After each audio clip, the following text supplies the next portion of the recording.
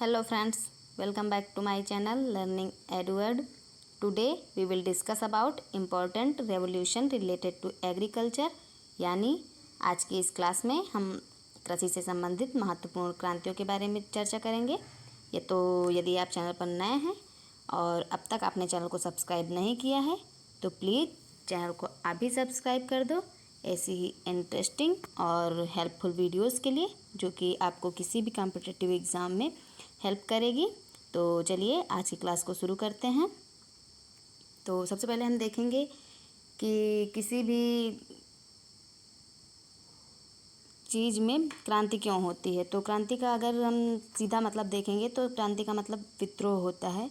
लेकिन यदि हम कृषि में क्रांति की बात करें तो कृषि में क्रांति का मतलब है कि जैसे कि हम जिन परंपरागत तकनीकों का यूज करते हैं कृषि में या फिर फसल उगाने के लिए जिन तरीक़ों का यूज करते हैं उनको बदल कर हम आधुनिक तरीके से यदि खेती करते हैं और उपज ज़्यादा होती है तो उसे कृषि में क्रांति कहा जाता है। तो चलिए शुरू करते हैं।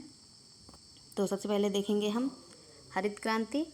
तो हरित क्रांति किससे संबंधित है? हरित क्रांति खाद्यान्नों के उत्पादन से संबंधित है, प्रोडक्शन ऑफ ग्रेन्स। नेक्स्ट है श्वेत क्रांति। तो श्वेत क्रांति दुग्ध उत्पादन से संबंधित है। नेक्स्ट है नीली क्रांति यानी कि ब्लू रेवोल्यूशन। तो ब्लू रेवोल्यूशन मत्स्य पालन से संबंधित है। नेक्स्ट देखेंगे हम, नेक्स्ट है फोर्थ नंबर भूरी क्रांति, ब्राउन रेवोल्यूशन। तो भूरी क्रांति उर्वरक उत्पादन से संबंधित है, उर्वरक यानी कि खाद और बीज। नेक्स्ट देखेंगे हम रजत क्रांति।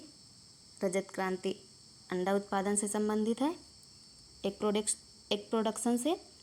नेक्स्ट इज पीली क्रांति यानी कि येलो रेवोल्यूशन।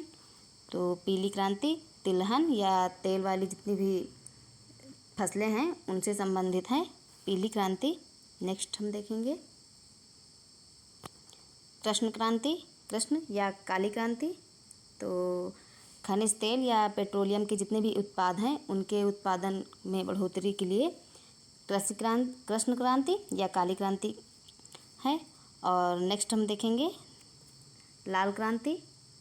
लाल क्रांति टमाटर या फिर मांस के उत्पादन से संबंधित है यानी कि प्रोडक्शन ऑफ टोमेटो और मीट्स।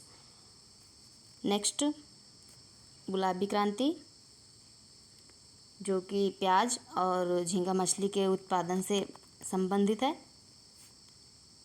नेक्स्ट देखेंगे गोल्डन रेवोल्यूशन यानी कि सुनहरी क्रांति। तो सुनहरी क्रांति का सीधा संबंध फल उत्पादन से है। नेक्स्ट अमृत क्रांति यानी कि अमृत रेवोल्यूशन।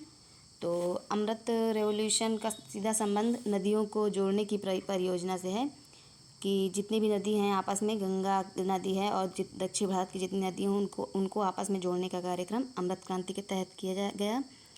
नेक्स्ट है गोल क्रांति यानी कि राउंड रेवोल्यूशन। तो गोल क्रांति आलू उत्पादन से संबंधित है।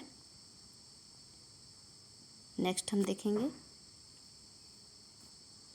बादामी क्रांति यानी आमंड रेवोल्यूशन।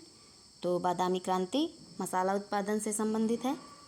नेक्स्ट खाकी क्रांति। तो खाकी क्रांति लेदर प्रोडक्शन यानी कि चमड़ा उत्पादन से संबंधित है। नेक्स्ट इंद्रधनुषी क्रांति।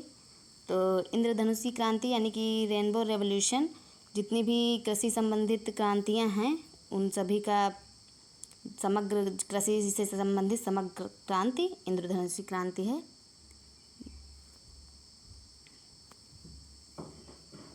तो इंद्रधनुषी क्रांति है क्या? तो इंद्रधनुषी क्रांति नई राष्ट्रीय कृषि नीति जो 2008 में आई थी तो इसमें निर्धारित जितने भी डायरेक्ट और इनडायरेक्ट रूप से कृषि से संबंधित जितनी भी क्रांतियाँ थी इन सभी को इंद्रधनुषी क्रांति में शामिल किया गया। ये इंद्रधनुषी क्रांति है।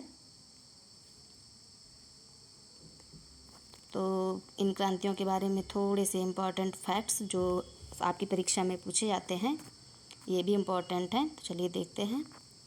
तो सबसे पहले देखेंगे कि पहला पॉइंट है हरित क्रांति का जनक कौन है? तो जब हम विश्व की बात करेंगे तो विश्व में हरित क्रांति के जनक नॉर्मन अर्नेस्ट बोरलॉग माने जाते हैं। और यदि हम भारत में हरित क्रांति के जनक की बात करें तो भारत में हरित क्रांति के जनक डॉक्टर MS स्वामीनाथन हैं।